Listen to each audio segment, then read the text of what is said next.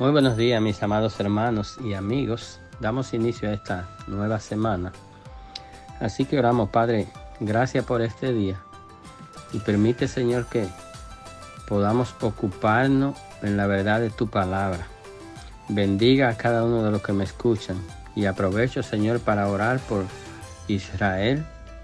Miramos cómo está la situación. Es el espejo del mundo. Y nosotros sabemos que usted está pendiente de todas las cosas. Gracias en Cristo Jesús. Amén. Bajo el tema, ¿es Jesucristo realmente Dios? Hay muchos pasajes en la Biblia que confirman que Jesucristo es Dios encarnado. Y hemos hablado en tantas ocasiones de que Jesucristo es Dios. Pero he tomado un pasaje del Evangelio de Juan, que es un evangelio que menciona muchas veces a Cristo, y es un evangelio donde nos ayuda a entender la obra de Cristo en favor nuestro. Así que el versículo 1 del capítulo 1 dice: en el principio era el verbo, y el verbo era con Dios, y el verbo era Dios. Esa palabra verbo aquí se traduce como Jesucristo, como la acción, como Dios en acción, como Dios en relación. Es decir, la manera de Dios relacionarse con nosotros, con la raza humana, la raza caída, fue a través de Jesucristo. Porque nosotros, después de haber sido desplazados de ese lugar de santidad y de ese lugar donde fuimos creados, ¿verdad?, llamado Edén, fuimos creados para vivir en ese Edén, vivir en la presencia de Dios, vivir guiados y dirigidos por Dios, vivir bajo la sombra del abrigo de Dios. Pero todo esto fue despreciado porque la pareja de la cual descendemos nosotros, hemos dicho en otras ocasiones, fallaron y fueron echados, fuimos echados de ese Edén. Entonces nosotros quedamos en una condición y en una situación que nos era imposible.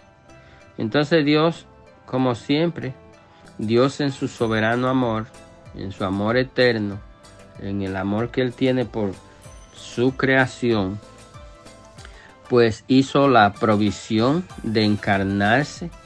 Y es bueno que se lea Mateo capítulo 1,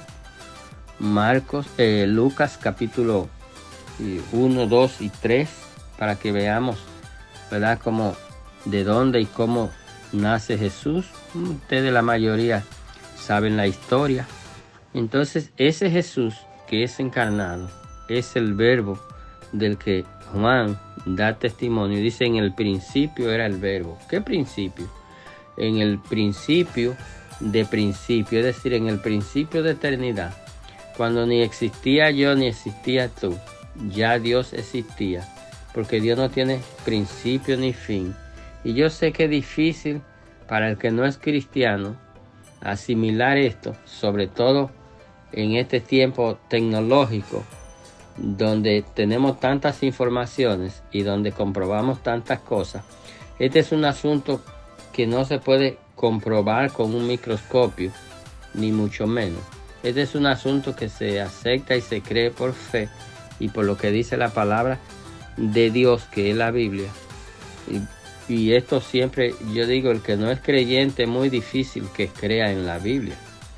El que no es creyente es justamente eso, no cree en Dios. Se le hace difícil.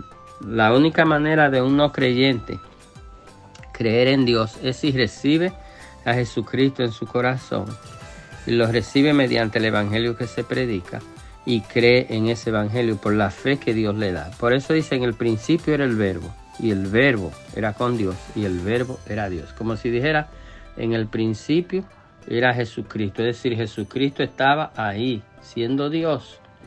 En el principio era el verbo era con Dios, Jesucristo, y el verbo era Dios, Jesucristo. Ahí está, en ese verso, respuesta a la pregunta: ¿Jesucristo realmente es Dios? Sí, por lo que dice la Biblia, Jesucristo es Dios y Jesucristo es el único que puede salvarte en este día. Dios te bendiga.